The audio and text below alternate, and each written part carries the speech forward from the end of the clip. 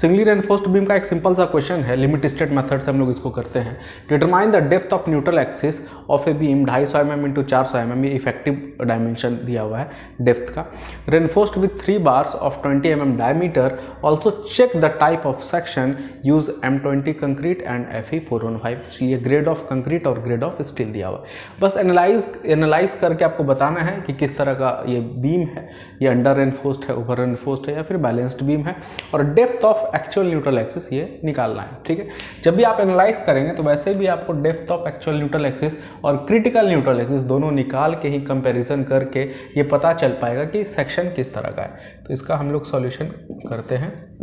Find out, सबसे पहले हम लोग क्या करते हैं, actual depth of neutral axis. Actual depth of neutral axis को हम लोग XU से सूचित करते हैं और क्रिटिकल डेप्थ को या फिर लिमिटिंग डेप्थ को XU लिमिट, ठीक, या फिर X लिमिट सिंपली हम लोग।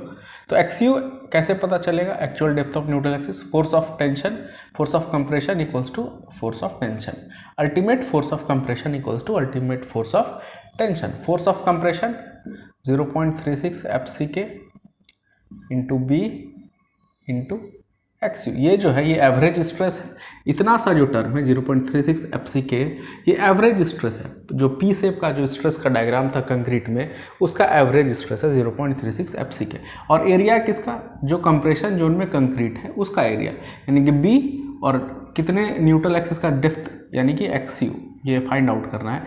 B इंटू XU, ये फाइनली ये क्या है, area of concrete in compression zone, ठीक है, इक्वल्स टू 0.87 FY, ये स्ट्रेस इन स्टील AST हम लोग को क्वेश्चन में गिवन है। तो सब कुछ दिया हुआ है, बस XU नहीं पता है, जो कि actual depth of neutral axis का वैल्यू है।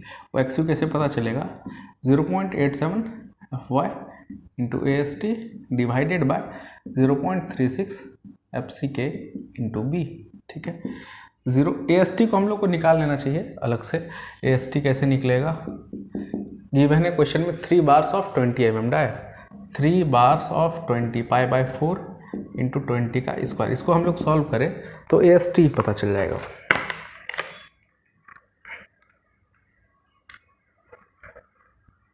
ये वैल्यू आता है 942.477 mm स्क्वायर, ठीक है। इसको यहाँ पे हम लोग पुट कर सकते हैं 0.87 FY का वैल्यू, ग्रेड ऑफ स्टील 415, ये यील्ड स्ट्रेस है।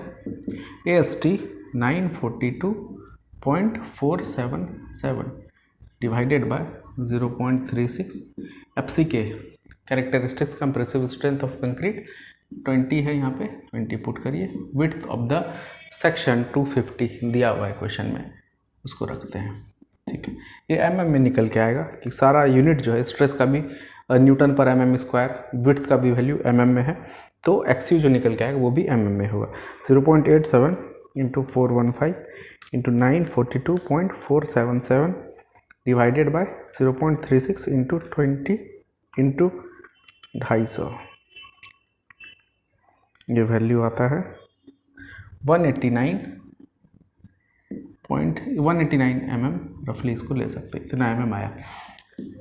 Actual depth of neutral axis और क्रिटिकल डेप्थ कैसे निकाल सकते हैं हम लोग, एक सेक्शन तो ये कंप्लीट हो गया क्वेश्चन का कि determine the actual depth of neutral axis. अब यहाँ पे टाइप ऑफ सेक्शन बताने के लिए 2 पैरामीटर होना ज़रूरी है, एक actual depth of neutral axis, एक limiting depth of neutral axis या फिर critical depth of neutral axis, यानी कि XU लिमिट। ये अलग अलग ग्रेड ऑफ स्टील के लिए फाइनली एक समराइज्ड करके एक फॉर्मूला आया था, जैसे कि 0.53 D ये माइल्ड स्टील के लिए, 0.48 D ये Fe 415 के लिए, 0.46 इंटू D ये XU लिमिट का ये वैल्यू था, ठीक है, अलग अलग ग्रेड ऑफ स्टील के लिए।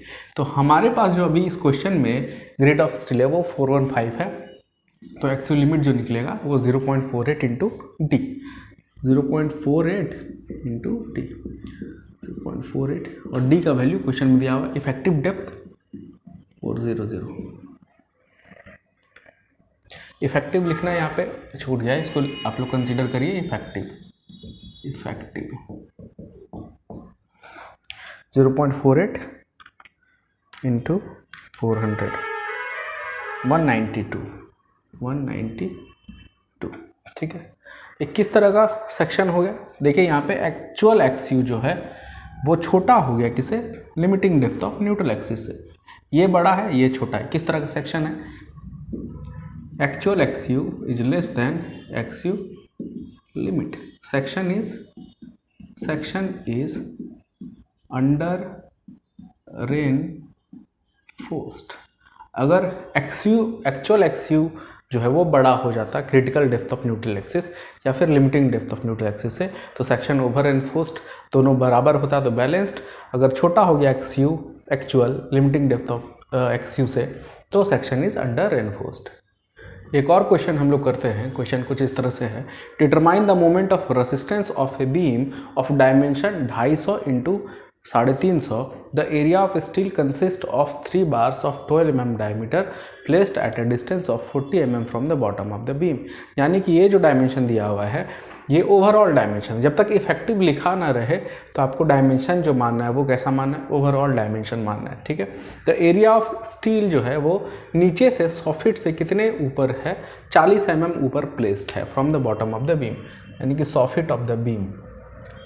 देखिए ये डायमेंशन है, ओवरऑल डायमेंशन 250 बाय 350, 250 mm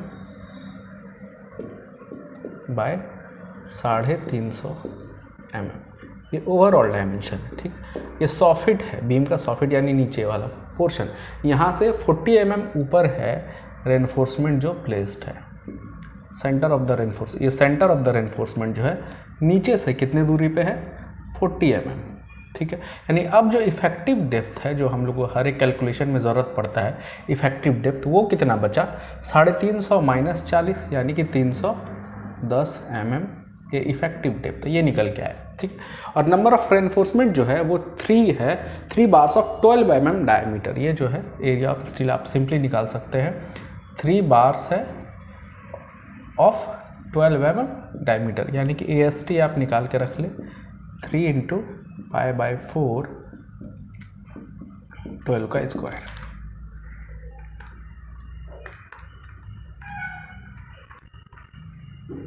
ये ST आता है 339.29 mm स्क्वायर, ये AST आया, ठीक। From the bottom of the beam use M20 grade given data, ये गिवन डाटा है, ये भी जो डायमेंशन था ये भी गिवन है, M20 ग्रेड ऑफ कंक्रीट है और Fe415 जो है ये ग्रेड ऑफ स्टील है। आपको निकालना फाइनली क्या है, मोमेंट ऑफ रेसिस्टेंस, यानी किस तरह का क्वेश्चन है ये, एनालिसिस टाइप का क्वेश्चन है। बीम का डायमेंशन, एरिया ऑफ स्टील सब कुछ पहले से फिक्स है, इसका कितना मोमेंट रेसिस्टिंग कैपेसिटी है उसको निकालना है। Load carrying capacity in terms of moment, यानी मोमेंट रेसिस्टिंग कैपेसिटी सिंपली आपको निकालना है, ठीक है। अगर इसका सपोर्ट कंडीशन दिया रहता, स्पैन दिया रहता, टाइप्स ऑफ लोडिंग दिया रहता, तो लोड कैरिंग कैपेसिटी भी आप निकाल सकते थे, ठीक है। तो मोमेंट निकालना रहे या फिर लोड कैरिंग कैपेसिटी निकालना रहे, इस तरह का जो क्वेश्चन है किस कैटेगरी में आता है, एनालिसिस टाइप का प्रॉब्लम। एनालिसिस जब भी बीम का करना है तो स्टेप्स याद रखिए, सबसे पहले ये बताना पड़ेगा, एक्सयू निकालना पड़ेगा और एक्सयू लिमिट आपको निकालना पड़ेगा। इस दोनों को एक कंपैरिजन से ये पता करना पड़ेगा कि किस तरह का सेक्शन है, अंडर रेनफोर्स सेक्शन है, ओवर रेनफोर्स सेक्शन है या फिर बैलेंस सेक्शन है। उसके अकॉर्डिंग हम लोग फॉर्मूला यूज करेंगे, force of compression into lever arm या फिर force of tension into lever arm करके हम लोग मोमेंट निकालेंगे, ठीक है। तो सबसे पहला स्टेप जो है फाइंड आउट, ये करना रहता है कि टाइप ऑफ सेक्शन, यानी कि एक्सयू और इसको निकाल के कंपेयर करना रहता है। एक्सयू कैसे निकलेगा, simply formula 0.87 FY into AST divided by 0.36 FCK into B, ये CU इक्वल्स टू TU करके force of ultimate force of compression equals to ultimate force of tension, इस दोनों को इक्वेट करके एक्सयू फाइनली फाइंड आउट करेंगे हम लोग। 0.87 FY का वैल्यू 415, AST का वैल्यू अभी निकालें यहाँ पे 339.29 डिवाइडेड बाय 0.36, FCK का वैल्यू M20 और B का जो वैल्यू है वो दिया हुआ है 250, ठीक है। इसको आप लोग भी कैलकुलेट करिए, 0.87 into 415 into 339.29 divided by 0.36 into 20 into 2 50 ये वैल्यू आता है 68.05 mm। ठीक है, अब क्रिटिकल डेप्थ या फिर limiting depth of neutral axis कौन सा ग्रेड है स्टील का, 415 है, यानी कि 0.48 इंटू इफेक्टिव डेप्थ, ऐसे निकल जाएगा एक्चुअल लिमिट। अब डी का जो वैल्यू है इफेक्टिव डेप्थ का 310 हम लोग निकाल चुके हैं, 0.48 इंटू 310 ये आया 148.8। ठीक है, अब यहाँ पे actual limit is greater than actual depth of neutral axis, तो सेक्शन कैसा है, section is under reinforced, section is under reinforced. Under reinforced रहे तो कायदे से तो मोमेंट ऑफ रेजिस्टेंस निकालने के लिए हम लोग force of tension into lever arm करना चाहिए, लेकिन स्ट्रेस डायग्राम ऐसा रहता है कंक्रीट का, जो हम लोग जो इसका थियोरिटिकल पार्ट पढ़ रहे थे, हम लोग डेरिवेशंस देख रहे थे, तो वहाँ पे अंडर रेनफोर्स सेक्शन रहे तो force of compression into lever arm, compression zone में जो स्ट्रेस डायग्राम होता है वो इस शेप का रहता है कि आप याद करें कि 0.2% स्ट्रेन के बाद ही ये जो स्ट्रेन का वैल्यू है अभी जो स्ट्रेन है जैसे कि 0.0035, यानी कि इसके बाद स्ट्रेन बढ़ भी रहा है तो स्ट्रेस का वैल्यू जो है वो क्या होगा, कांस्टेंट है, यानी कि 0.446 FC के टॉप मोस्ट फाइबर में। उसके कॉरस्पॉन्डिंग जो एवरेज स्ट्रेस लेते थे इस स्ट्रेन के बाद भी वो कितना होगा, 0.36 FC के, यानी कि कुछ स्ट्रेन के बाद जो स्ट्रेस का वैल्यू होगा वो 0.36 तक पहुंच चुका होगा, इसलिए force of compression into lever arm भी आप करेंगे तो वही वैल्यू देगा अंडर रेनफोर्स टाइप के सेक्शन में, जो कि force of tension into lever arm. आप सिंपली समझिए, ठीक है, या तो थ्योरेटिकल वाला जो लेक्चर है जस्ट इसके पीछे वाला उसको जाके डिटेल में इलाबोरेट करके समझिए कि क्यों दोनों फार्मूला लगा सकते हैं, या फिर आप सिंपली मेमोराइज कर लीजिए, अंडर रेनफोर्स टाइप का सेक्शन रहे तो कोई भी फार्मूला लगा सकते हैं, force of tension into lever arm या फिर force of compression into lever arm. आप अभी यहाँ पे देख लेंगे कि दोनों फार्मूला से सेम रिजल्ट आएगा। ठीक है, MOR निकालना है, मोमेंट ऑफ रेसिस्टेंस निकालना है। सबसे पहले force of tension into lever arm करके देखें, 0.87 FY into AST into D minus 0.42 XU, actual depth of neutral axis. ठीक है, अंडर रेनफोर्स टाइप का सेक्शन है तो actual depth of neutral axis यहाँ पे यूज होगा, 0.87, FY का वैल्यू 415, AST का वैल्यू हम लोग निकाले हैं 339.29 इंटू D। अब यहाँ पे डेप्थ जो इफेक्टिव डेप्थ है 310 minus 0.42 into XU, actual depth of neutral axis 68.05। ठीक है, इसको कैलकुलेट करके देखिए,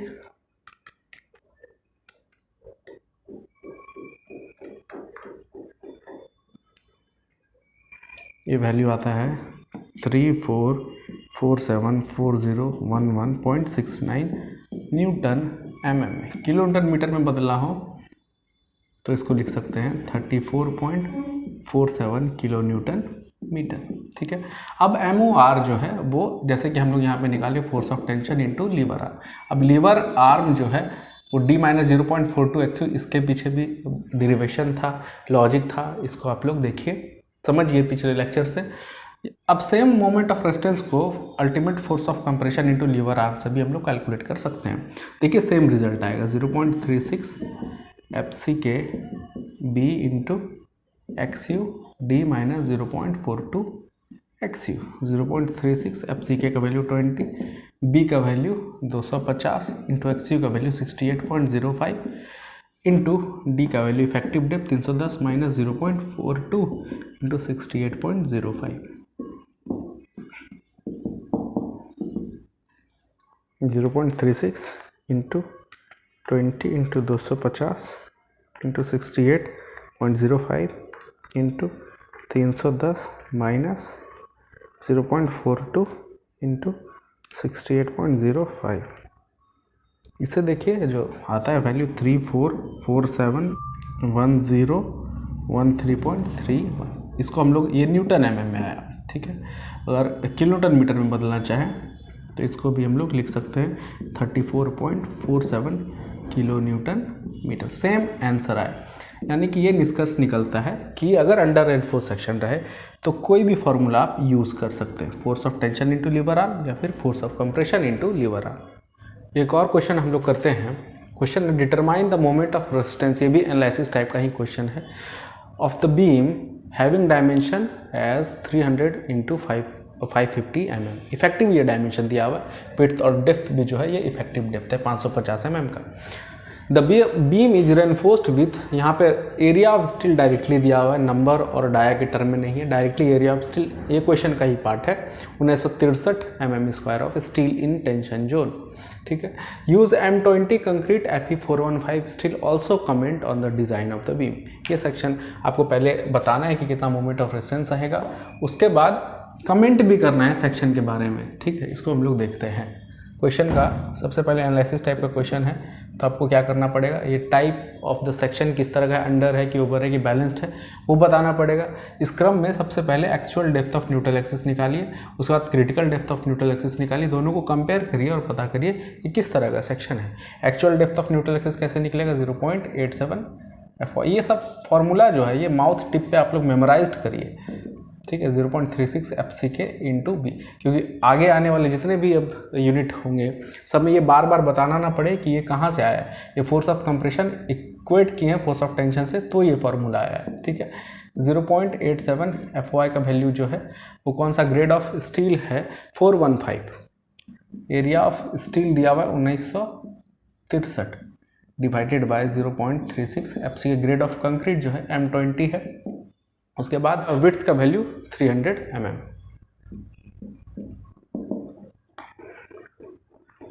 0.87 into 415 into 1963 divided by 0.36 into 20 into 300, ये वैल्यू आता है 328.12 mm। ठीक है, अब एक्चुअल लिमिट जो है वो कौन सा ग्रेड ऑफ स्टील है, ग्रेड ऑफ स्टील पर डिपेंड करता है। Actual limit 0.48 into D, simply ऐसे निकलेगा 0.48, और इफेक्टिव डेप्थ जो दिया हुआ है वो 550 mm। 0.48 इंटू इफेक्टिव डेप्थ 550, एक आता है वैल्यू एक्चुअल लिमिट का 264 mm। ठीक है, अब देखिए यहाँ पे एक्चुअल एक्सिस जो है वो बड़ा हो गया limiting depth of neutral axis से। Actual axis greater than limiting depth of neutral axis, तो सेक्शन कैसा है, hence section is over reinforced. ठीक है, ओवर रेनफोर्स सेक्शन हम लोग अलाउ नहीं करते क्योंकि ये सडन फेल्योर होता है। ठीक है, इसके बेसिस पे, इस एक्सिस के बेसिस पे हम लोग मोमेंट ऑफ रेजिस्टेंस को प्रोनाउंस नहीं करते, नहीं बताते हैं, क्योंकि लिमिट स्टेट मेथड में हम लोग ये डिसाइड किए हुए हैं कि अब स्ट्रेन ग्राफ से समझिए कि एक्चुअली ओवर रेनफोर्स सेक्शन में हो क्या रहा होगा। ठीक है, ये ओवर रेनफोर्स सेक्शन है, यानी कि स्टील में बहुत ज़्यादा क्षमता है कंक्रीट के रेस्पेक्ट में। कंक्रीट का फेल्योर पहले होगा और स्टील का फेल्योर बाद में होगा, यानी कि ब्रिटल फेल्योर होगा, सडन फेल्योर होगा। स्टील का फेल्योर पहले होता है तो वो यील्ड करता है, आपको सफिशिएंट वार्निंग दे देगा, उसके बाद फेल्योर होगा। ठीक है, ये जंक्शन मान के चले हैं कि कंक्रीट में जो मैक्सिमम स्ट्रेन डेवलप करेगा वो 0.0035, उसके कॉरस्पॉन्डिंग जो स्टील में जो है वो इससे स्ट्रेन कम नहीं होना चाहिए। किस वैल्यू से, 0.002 plus 0.87 FY divided by ES, ये स्ट्रेन का वैल्यू, इससे कम नहीं होना चाहिए स्ट्रेन। ठीक है, किसमें, स्टील में। ओवर रेनफोर्स सेक्शन में क्या हो रहा है, कंक्रीट तो अपने इस वैल्यू पे पहुंच चुका होगा, लेकिन स्टील जो है अपने इस वैल्यू पे नहीं पहुंचा होगा। स्टील में जो है जो स्ट्रेन डेवलप किया होगा ओवर रेनफोर्स सेक्शन के केस में इतना सा ही, यानी इस वैल्यू से कम, यानी कि इस वैल्यू से कम स्ट्रेन डेवलप किया होगा। लेकिन एजम्पशन में ये मान के चले हैं कि किसी भी स्थिति में जो स्ट्रेन होगा स्टील में वो इससे कम नहीं होना चाहिए, यानी कि ये स्ट्रेन अचीव ही नहीं किया, तो इसके बेसिस पे हम लोग किसी भी सेक्शन का मोमेंट ऑफ रेजिस्टेंस कैसे बता सकते हैं। यहाँ ये actual depth of neutral axis इसके कोरस्पॉन्डिंग होगा, जो कि ये वाला वैल्यू आया है, और ये जो है वो limiting depth of neutral axis होगा। यानी लिमिट स्टेट मेथड में मैक्सिमम वैल्यू जो XU का ले सकते हैं वो इतने के बराबर ले सकते हैं। अगर ये लेंगे तो इसके कॉरस्पॉन्डिंग स्ट्रेन का वैल्यू इतना हो जाएगा, जो कि IS कोड का रिकमेंडेशन जो है और एजम्पशन जो हम लोग शुरू में लिए 7 एजम्पशन, उसमें ये दिया हुआ है कि आप इस वैल्यू से कम स्ट्रेन के कॉरस्पॉन्डिंग मोमेंट ऑफ रेजिस्टेंस नहीं बता सकते, या सिंपली इस स्ट्रेन से कम स्ट्रेन प्रोड्यूस नहीं होगा किसी भी सेक्शन में लिमिट स्टेट मेथड से। ठीक है, तो यानी कि कम से कम हमको इतना स्ट्रेन लेना ही है, तो ज़्यादा से ज़्यादा जो हम लोग XU का वैल्यू ले सकते हैं वो इतना ले सकते हैं। उससे ज़्यादा जैसे ही जाएंगे स्ट्रेन का वैल्यू क्या होने लगेगा, कम होने लगेगा। ठीक, अब देखिए अंडर रेनफोर्स सेक्शन में XU का वैल्यू कम था, सपोज करिए यहाँ था, वहाँ पे XU लिमिट ज़्यादा था, XU कम था। ठीक है, तो वो उसमें कहीं कोई दिक्कत नहीं था। सपोज करिए अंडर रेनफोर्स सेक्शन वाला ये डॉटेड लाइन है, एक्चुअल XU का ये वैल्यू, XU लिमिट का ये value, actual XU less than है XU लिमिट से।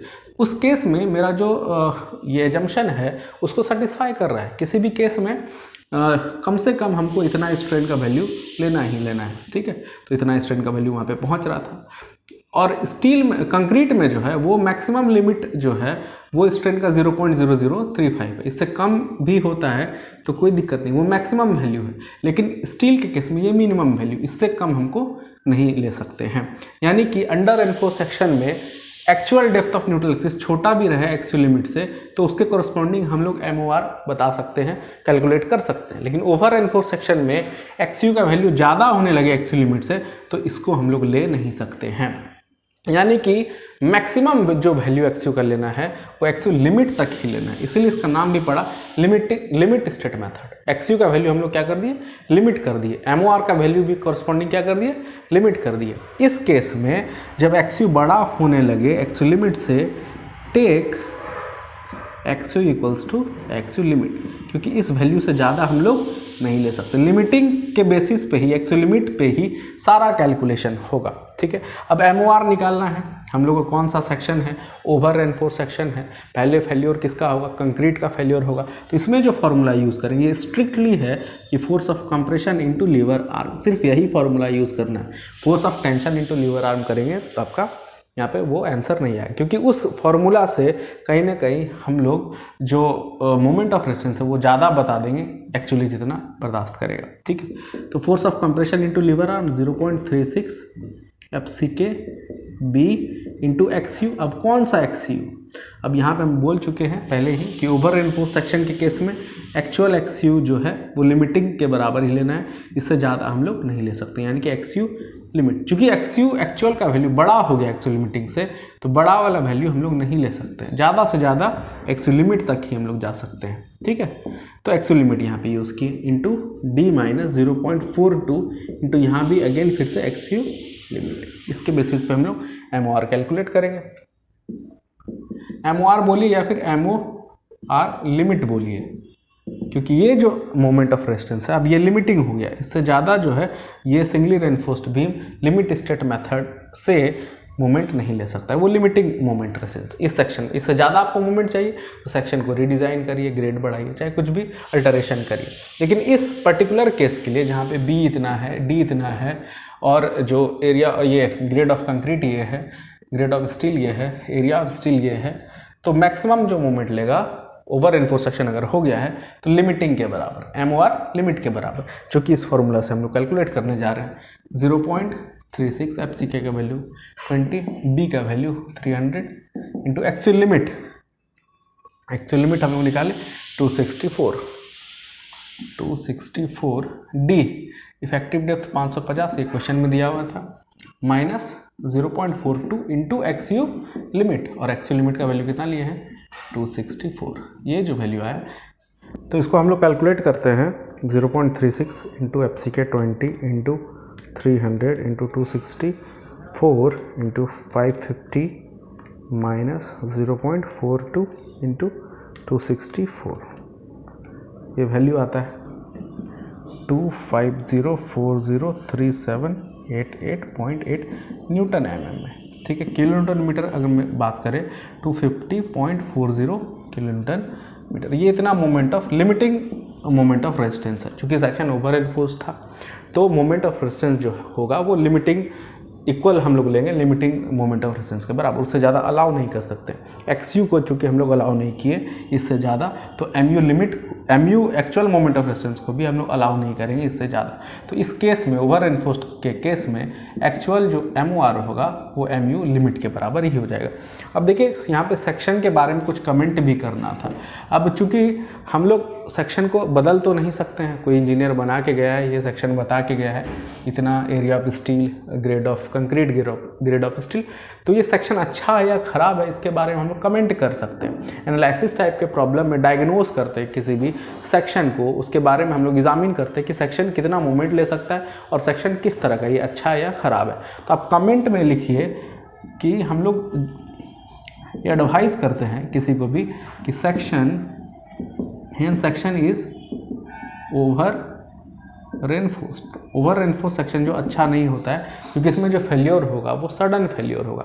किसी कारण मान लीजिए कि लोड बहुत ज़्यादा सडनली लग गया और इस मोमेंट से ज़्यादा मोमेंट प्रोड्यूस्ड होने लगा, तो इस तरह का सेक्शन जो फेल्योर होगा विदाउट वार्निंग फेल्योर होगा, सडन फेल्योर होगा, ठीक है, भागने का मौका भी नहीं मिलेगा जो भी लोग उसके अंदर रह रहे हैं। तो section is over reinforced, so it should